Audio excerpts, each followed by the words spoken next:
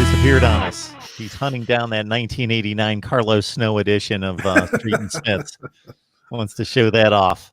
As far as Cheryl's question, I think the common thought now is Jordan Hancock will be a Buckeye. I don't know how soon, because I think his decommitment maybe came a little bit sooner than people thought, because he never took the visit to Ohio State. But it's clear that he's not going to have to visit to commit to Ohio State. It seems like it's a matter of when. And I don't know, Kevin, what you think, but it wouldn't surprise me if it's today, or it wouldn't surprise me if it's, October or something. But it just seems like Ohio State is the clear leader right now.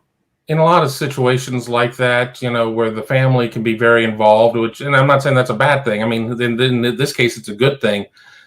They probably don't want to see him leap from one commitment and jump into another commitment at this point. So I think that there's probably some urging going on of, hey, you don't need to move immediately. I wouldn't be surprised to see this happen by the end of the month, but I also wouldn't be surprised to see it take until November. But the one thing I do feel pretty confident in is that Jordan Hancock will end up as a member of the Ohio State recruiting class. And that's a pretty good pair of corners with him and J.K. Johnson, and some pretty decent athletic safeties as well to bolster a position group that they need to bolster, because they're going to be losing some guys here in the next year and a half, 2 years. Yeah, so for anybody who doesn't follow recruiting, Jordan Hancock, 6th rated according to the composite, 9th rated player out of Gwinnett, Georgia, 9th rated player out of Georgia, top 77 in the country, rarefied air when you talk regardless of position, and the crystal ball projections all point to Ohio State. Yeah, I think with the Brockermeyers committing to Alabama over Texas, that does lead to a lot of questions about J.C. Latham and his commitment there. Offensive line is certainly a position where there's going to be some other dudes that are going to come in. And while you could sit there and say that it does potentially create an opening for Ohio State, they were never going to stop recruiting J.C. Latham. They can point out the depth chart, and, Alabama can point out Ohio State's depth chart.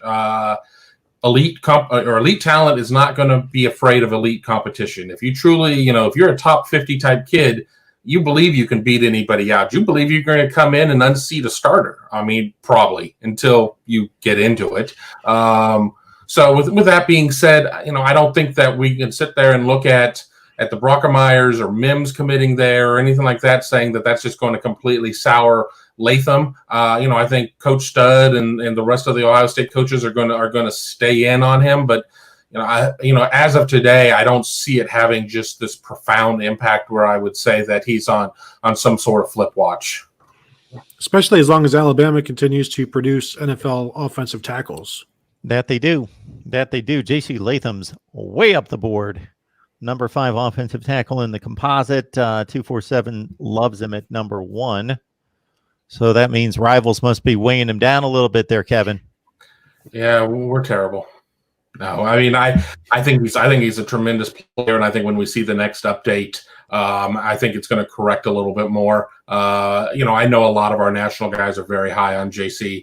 It's just one of those zero-sum games that somebody's got to be number 1, somebody's got to be number 5, somebody's got to be number 30, and honestly, I wouldn't want to necessarily see groupthink between all of the recruiting services out there. I mean, it's fun to be able to debate the thing. So, it is what it is.